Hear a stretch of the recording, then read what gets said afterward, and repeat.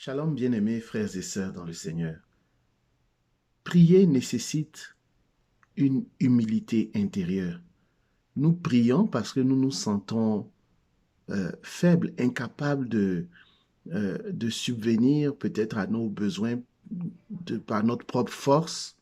Nous avons besoin de quelqu'un de plus grand que nous. Alors, prier nécessite vraiment une humilité intérieure. L'apôtre Paul écrit en Romains 8, verset 26, de même l'Esprit Saint, l'Esprit vient en aide à notre faiblesse, car nous ne savons pas prier comme il faut. Romains 8, 26. Si tu vas prier en ayant cette pensée intime que tu sais prier, que tu sais tout de la prière, tu es le meilleur prieur ou priant possible. Bien-aimé, tu ne prieras pas comme il faut. Prier nécessite d'abord de reconnaître que je ne sais pas prier. Même si tu es chrétien et tu pries chaque jour, tu dors à l'église, tu pries des heures et des heures, depuis 30 ans, depuis 50 ans, tu ne sais toujours pas prier. Parce que la véritable prière, c'est celle qui est faite par l'Esprit Saint en nous. Alors, par mon humilité, je veux accueillir l'Esprit Saint. Par mon humilité, je dis à l'Esprit Saint, je ne peux pas y arriver par moi-même. Je ne sais pas prier. Mais toi, viens prier. Et le psaume, la suite de ce verset le dit. Romains 8, verset 26, et la suite. C'est l'Esprit Saint qui prie en nous en poussant des soupirs ineffables, inexprimables, selon d'autres versions. Si l'Esprit Saint ne prie pas en toi, ta prière ne sera pas agréable à Dieu. Ta prière ne s'élèvera pas comme un parfum d'odeur agréable devant le trône de la grâce.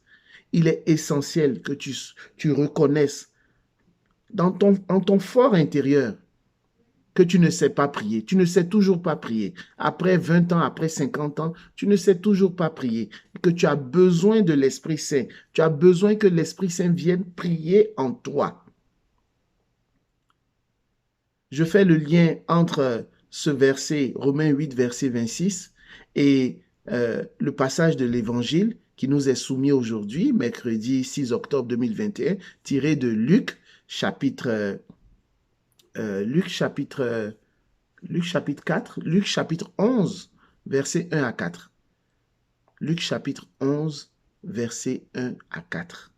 Jésus est en prière. Juste après le passage de Marthe et Marie, Jésus est en prière et ses apôtres, ses disciples, disent, apprends-nous à prier. Vous voyez l'attitude des disciples? Ils voient le maître prier et ils disent, apprends-nous à prier. Ils reconnaissent qu'ils ne savent pas prier. Le philosophe célèbre Socrate disait, tout ce que je sais, c'est que je ne sais rien. Il faut une attitude assez humble pour commencer à prier. Les disciples s'avancent vers Jésus en disant, apprends-nous à prier. Et Jésus leur enseigne la prière du Notre Père. La prière fondamentale du Notre Père. Bien-aimé, pour prier, il faut être humble. Pour prier, il faut reconnaître que tu ne sais pas prier.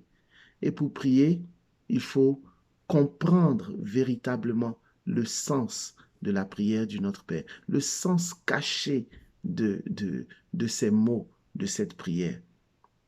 Car la lettre tue, mais l'esprit vivifie. La prière du Notre Père, c'est surtout l'esprit de Dieu, le même esprit dont parle l'apôtre Paul, qui vient prier en nous en poussant des prières, en poussant des soupirs inexprimables. C'est le même esprit qui est au-delà des mots dans la prière du Notre Père. Et il faut comprendre cela pour bien prier. Que la paix et la grâce de notre Seigneur soient votre partage en cette journée.